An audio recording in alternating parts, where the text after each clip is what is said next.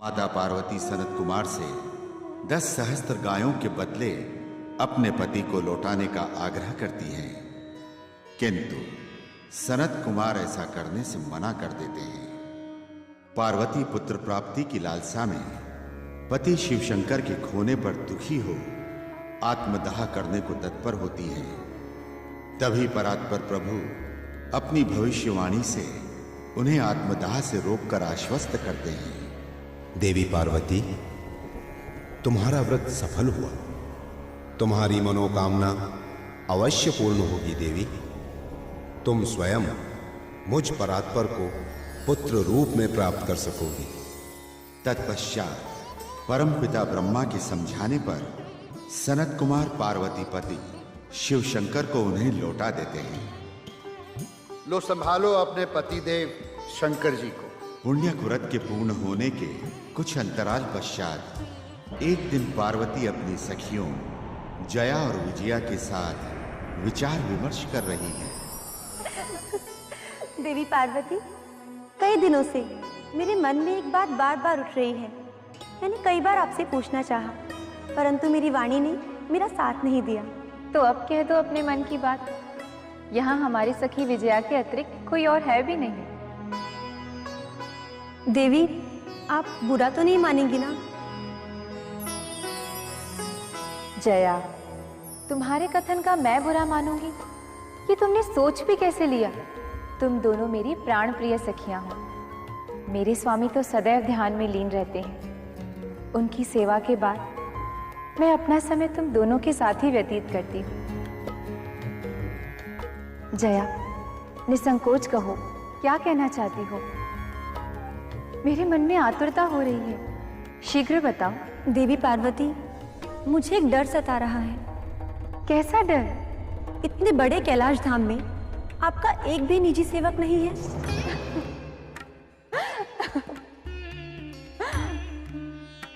इतनी सी बात को लेकर तुम चिंतित हो रही हो?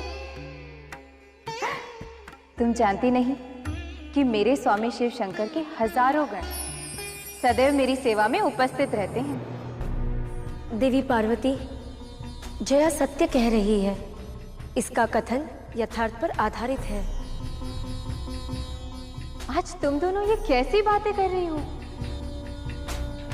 जानती हो, आज तक मैंने कैलाश में किसी भी प्रकार के अभाव का अनुभव नहीं किया। तुम व्यर्थ में ही ऐसे प्रश्न उत्पन्न करके स्वयं को चिंतित कर रही हो और मेरे मन में भी भ्रम उत्पन्न कर रही हो। भ्रम नहीं देवी पार्वती, मैं आपको यथार्थ का बोध करा रही हूँ। देवी पार्वती, आप भूल रही हैं। कैलाश धाम में समस्त गण पहले शिवजी की आज्ञा पालन के लिए तत्पर रहते हैं। कदाचित आपको और शिवजी को एक साथ सेवकों की आवश्यकता पड़ जाए तो सभी गण पहले शिवजी की ही आज्ञा का पालन करेंगे। देवी पार्वती, क्या कभी आपने अपनी एकांत और स्वाधीनता के बारे में सोचा है?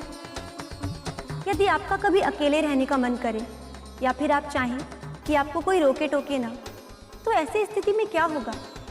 विशेषकर शिवजी को तो उनका कोई भी गण कभी रोक ही नहीं सकता।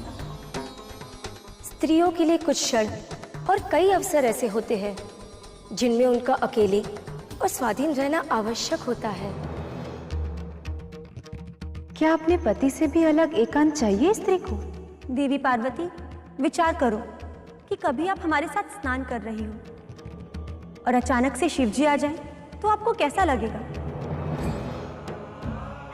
ये भी कोई पूछने की बात है? लज्जा ही स्त्री का आभूषण होता है। और तुम्हारे साथ ही नहीं, अकेले में भी यदि स्नान करते समय स्वयं पति भी सामने आ जाए तो लज्जा का अनुभव होता ही है। देवी पार्वती, आपने स्वयं ही हमारे कथन की पुष्टि कर दी। इसीलिए हम चाहती हैं कि आपका कोई व्यक्तिगत गण अर्थात सेवक हो जो प्राण प्रण से आपकी आज्ञा का पालन कर सके। देवी पार्वती, आपको एक ऐसे निजी सेवक की आवश्यकता है कि यदि साक्षात शिवजी भी आ जाए ना, तो वो आपकी आज्ञा का उल्लंघन ना होने दे।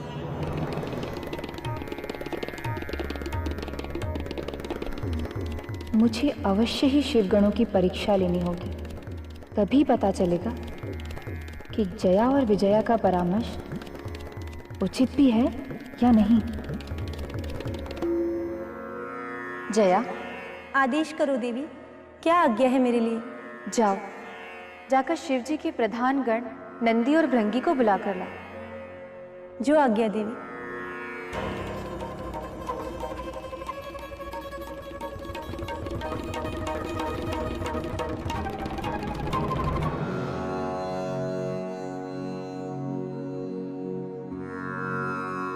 प्रणाम माते। प्रणाम माते।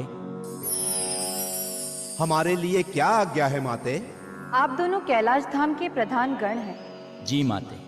आप दोनों भली प्रकार सुन लें और समझ लें।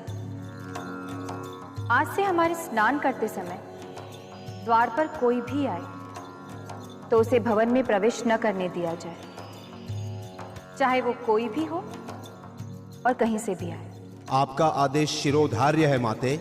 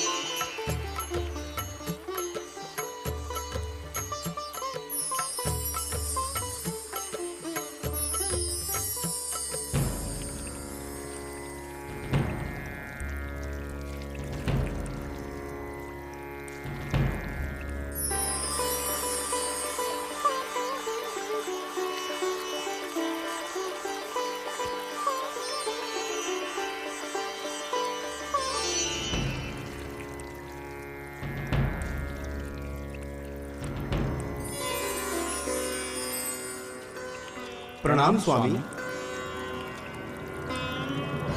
प्रभु, माता पार्वती इस समय स्नान कर रही हैं। प्रभु, माता पार्वती ने हमें आज्ञा दी है, उनके स्नान करते समय कोई भी भवन में प्रवेश न करे। क्या मुझे भी प्रवेश की आज्ञा नहीं है? क्षमा करें देवाधिदेव, हमसे माता पार्वती ने इतना ही कहा है कि कोई भी भवन में प्रवेश न कर सके। उन्होंने यह भी कहा है, भवन में प्रवेश करने वाला कोई भी हो, कहीं से भी आए। क्षमा करें महादेव, हम विवश हैं। माता पार्वती की आज्ञा का उल्लंघन नहीं कर सकते।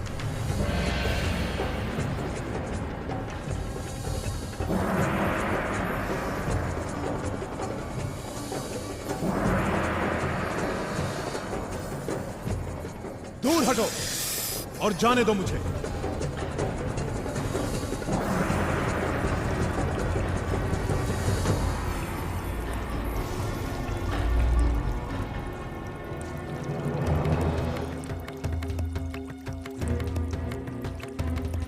जब माता पार्वती को यह पता चलेगा कि उनकी आज्ञा का उल्लंघन हुआ है तो वो हम पे बहुत क्रोधित होंगी।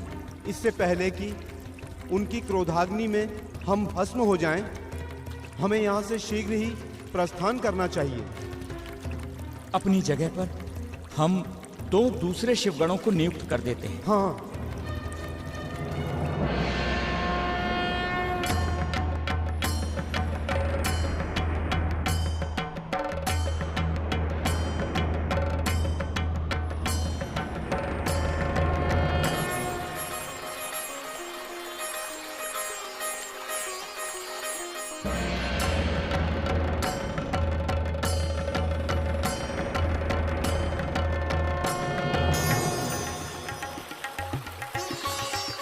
देवी पार्वती, कितना आनंद मिल रहा है।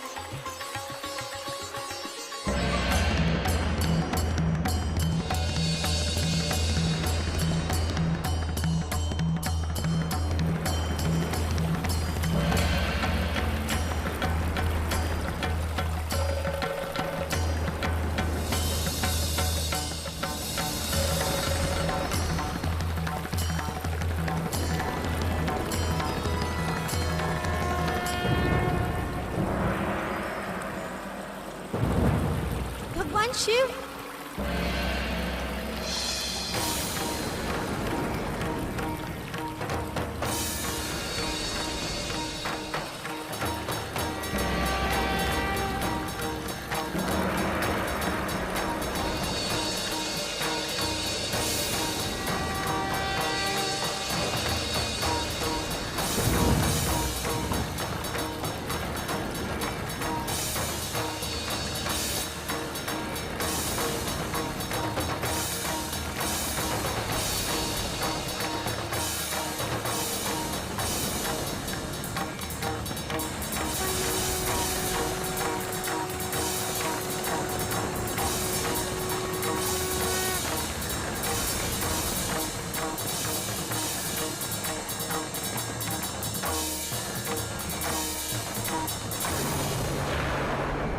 देवी पार्वती, अब कहाँ है आपके द्वार रक्षक नंदी और भृंगी? मैंने तो पहले ही कहा था, वे दोनों सर्वप्रथम भगवान शिव जी के गण हैं। वे उन्हें कैसे रोक सकते हैं? इसीलिए मैंने भी कहा था कि देवी पार्वती, इतने बड़े कैलाश धाम में आपका एक निजी रक्षक होना आवश्यक है। आज देवी पार्वती का कोई अपना व्यक्तिगत गण होता तो आज शिव जी हमें इस अवस्था में ना देख पाते। अगर स्त्री की लज्जा ही उघड़ जाए, उसमें रह ही क्या जाता है? चुप करो, शांत हो जाओ।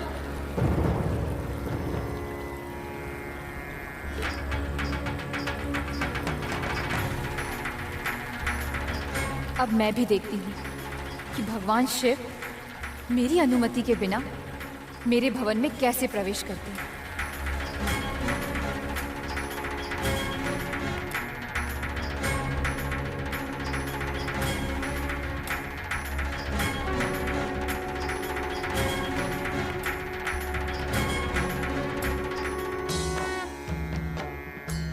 देवी पार्वती, तुम्हारा व्रत सफल हुआ।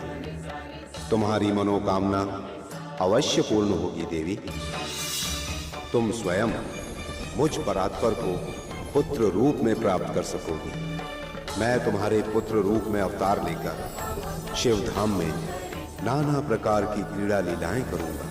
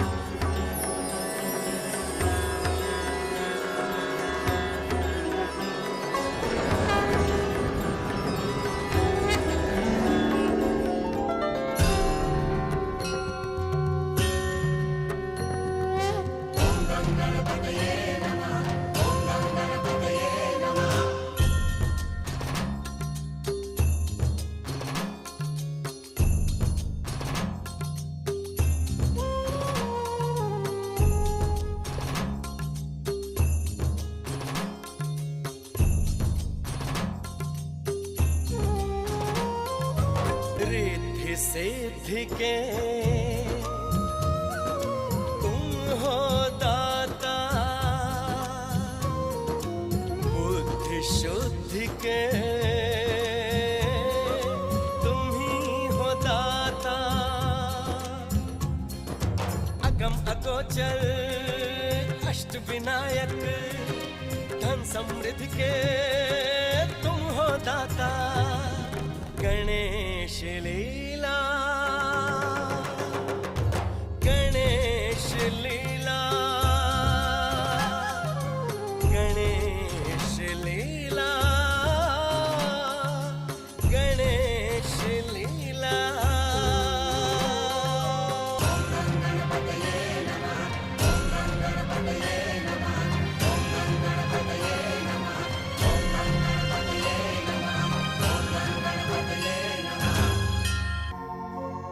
हे देवी, मैं कौन हूँ? मुझे आपने क्यों उत्पन्न किया है? वत्स, तुम मेरे परम प्रिय पुत्र हो। प्रणाम माते। हे माते, आपने मुझे जीवन दिया है। आप मेरा नामकरण भी कर दीजिए। मैं किस नाम से जाना जाऊंगा? हे महादेव, देवी पार्वती के यहाँ स्वयं परात्पर ब्रह्म अवतरित होकर आपके आंगन में नाना क्रीड़ा लीलाएं करेंगे। उनका नाम श्री गणेश होगा, जिनके स्मरण मात्र से सर्व विघ्नों का नाश होगा। विसिद्धि बुद्धि के दाता श्री गणेश सब देवों में प्रथम पूज्य होंगे। वत्स, तुम्हारा नाम श्री गणेश होगा।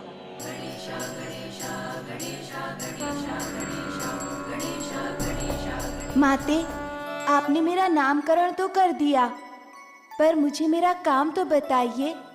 मुझे क्या करना होगा?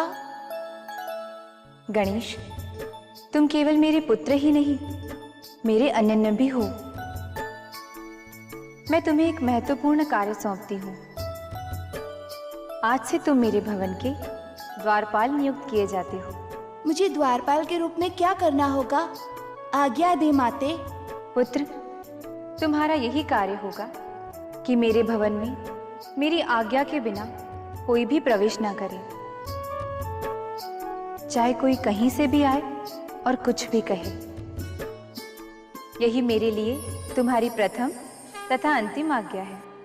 माते, आपने मुझे चैतन्य करके साकार रूप दिया है। मुझे अपने पुत्र के रूप में प्रतिष्ठित किया है। मैं अपने प्राण प्रण से ये प्रतिज्ञा करता हूँ कि आपकी आज्ञा का कभी उल्लंघन नहीं होने दूंगा।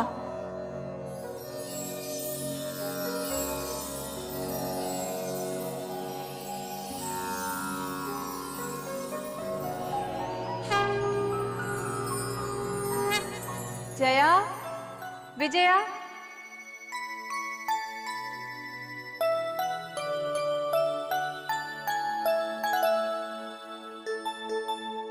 आपने हमें पुकारा देवी।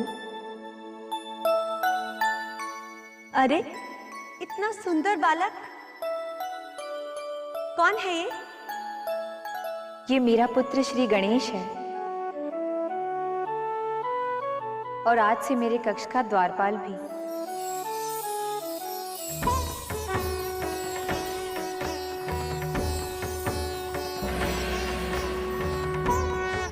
पुत्र, यह अद्भुत तथा अचूक शक्ति दंड तुम्हारा शस्त्र है। इसके रहते कोई तुम्हारा कुछ भी नहीं बिगाड़ सकेगा।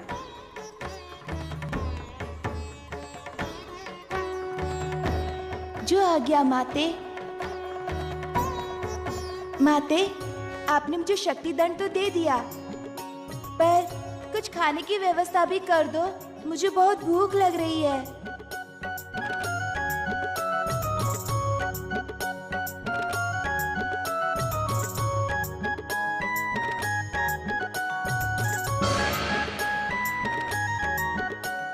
ये लो, तुम्हारी पेट पूजा की व्यवस्था।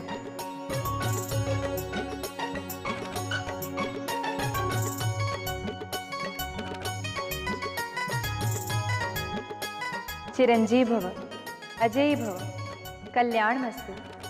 पुत्र, तुम्हारा कल्याण हो। गणेश लीला